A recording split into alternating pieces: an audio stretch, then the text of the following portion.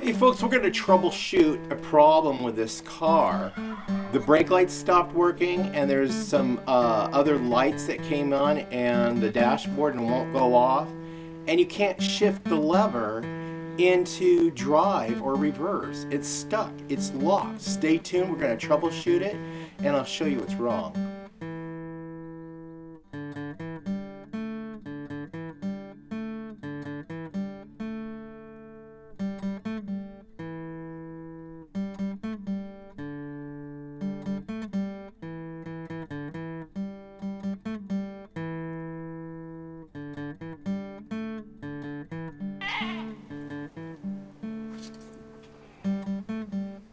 Hello, welcome back to Pine Meadows Hobby Farm. I'm your host, Jerry Hansen. I have a 2016 Subaru Forester that belongs to my mother-in-law, and it refused to shift out of park.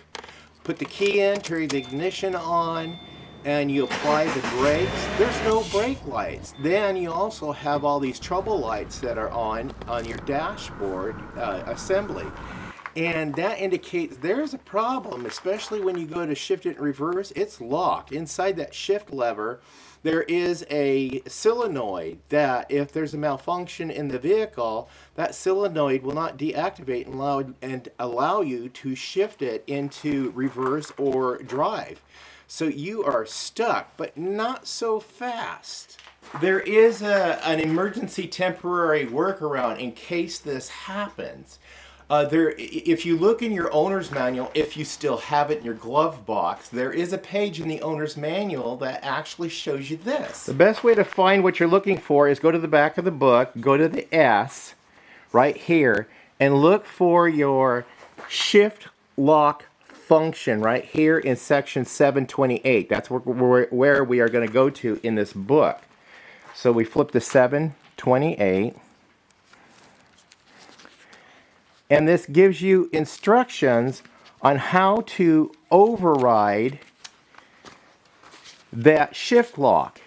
You remove that little cap right there, you stick that screwdriver down there, and you push, and now you can shift it, in spite of the malfunction of what's malfunctioning. So I would suggest run down to Dollar Tree, grab you one of these little screwdrivers, and stick this in your glove box. You may need it. Now, some of y'all may have the luxury of just taking your vehicle down to the Subaru dealer and having them fix it for you. Fine. But if you're on a tight budget like we are, we have to do things the Homestead way and do it ourselves because we just don't have the budget to go out and pay. Things like that. I did research and troubleshoot online, and I did find out what the problem is. It is the brake presser switch. That's all it is. We paid $47 from the Subaru parts online store for this part, and as I was scanning through the documentation, I found out this part actually is the other part, the original part, actually is a faulty part because inside of it there's like a silicone in there, kind of a lubricant, and it does get dust in there and it has stopped working, and then that's why they have this new part, which I think it should have been on a recall list, but 47 bucks we purchased it. Well, first of all, you find out your shift won't shift out of park, and yeah, no brake lights, they quit working, and also your cruise control quits working, along with other functions. You've got what we call the idiot lights that light up your display. So before we go chasing after parts to repair, because it may be something a lot simpler, let's just first of all check the fuses. I mean, it makes sense. When your power goes out, your lights go out. It may be just as simple as a fuse. Now, add that this pressure switch part on the brakes on these models, they do have there was a manufacturing error in those, and so it's a common failure with these Subarus. So your Subaru parts store would have plenty of these on inventory, that if indeed it is a switch, you can go ahead and change it out. But let's see if we can get it working just by replacing the fuse. Your fuse access panel is located right here. You just take that and pull it off.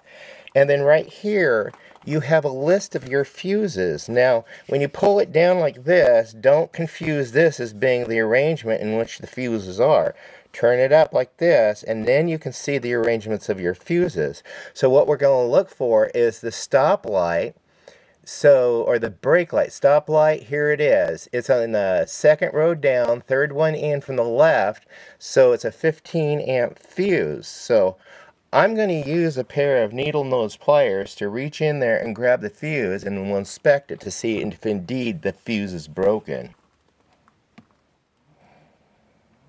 Okay, let's look at it. Indeed. This is the fix. The fuse is broken. So give that a check first before you start chasing after car parts, because that could be a simple fix. And of course, taking the pressure switch, if you have to change that out, that's a relatively simple fix too. It's about $40-ish for the new part. Just put it in. There's a video on YouTube that you can refer to. It shows you how simple it is to access it and put it in. So let's go ahead, and we got a package of new ones right here. I went down to the hardware store and purchased some new ones. So we're going to go ahead and place a new one in here. Then we'll give it a test.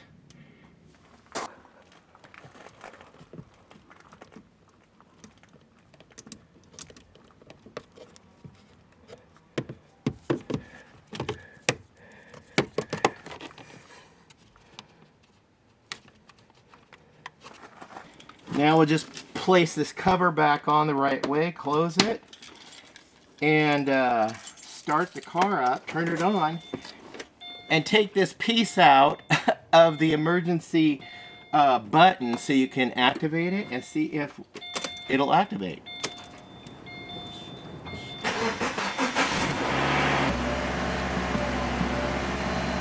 And it fixed it. It actually fixed it. Now we can put this little cover back in. We won't need that anymore.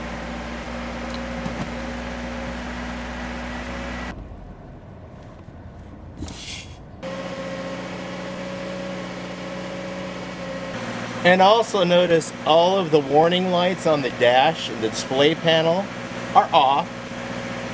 It was just a fuse, folks. It wasn't the pressure switch.